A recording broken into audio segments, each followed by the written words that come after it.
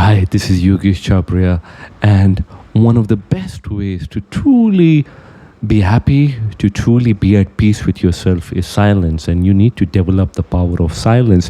What do I mean by this? Many times, silence is the best answer you can give to people. In life, in situations, you will have people who will criticize you. Some of them might be your own family, your friends, people at work. So many times, you will have them pulling you down, criticizing you, laughing at you, making fun of you.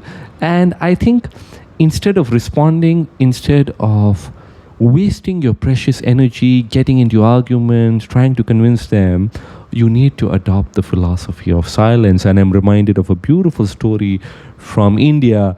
And most ancient cultures have such beautiful stories. So whether you read the Jataka tales, or you read Panchantantra, or you read Aesop's fables, so many throughout history, or you read the works of Rumi.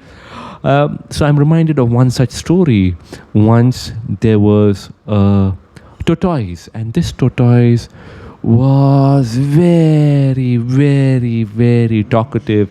He would be talking all the time. He never had a moment of silence. All the time he was talking about X, Y, Z, so many things.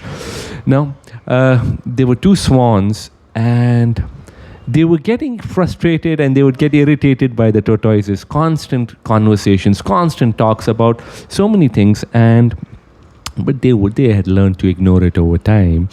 Now what happened is the pond where they would all live had started drying up. It had become hot, and the pond had started drying up, and these swans who could fly decided to fly, and they told the tortoise, you have been talking a lot, but you've not been paying attention to the pond which has been drying up, and we are flying. If you want, you can come with us, but you have to be very silent, because if you speak, you can't come. He said, what will you do? He says, we are going to take a stick. So one stick in the mouth of the left swan, one stick in the mouth of the right swan, and you as a tortoise have to just hold the stick in the middle with your mouth. So please don't open your mouth, because if you open your mouth, you'll fall to your death. And he says, I'm not going to talk, So the swans did that. They took two sticks. This tortoise came, held on to the stick, and the swans started flying. Now, as the swans were flying, he had a habit, this tortoise had a habit of speaking, but he was trying harder and harder, and he said, no, I'm not going to speak, because if I speak, I'm going to fall down to my death. And the swans kept flying. They wanted to go to a place where there's water. And as they were flying, again the tortoise was tempted. He wanted to comment on something, but again he says, no, I cannot. But as they were flying, there were a group of villagers, and the villagers were looking up, and they were pointing and laughing, because it's a strange sight to watch a tortoise in the sky flying, holding onto a stick, two swans on the side. And they started laughing, and they said, hey, that looks so funny.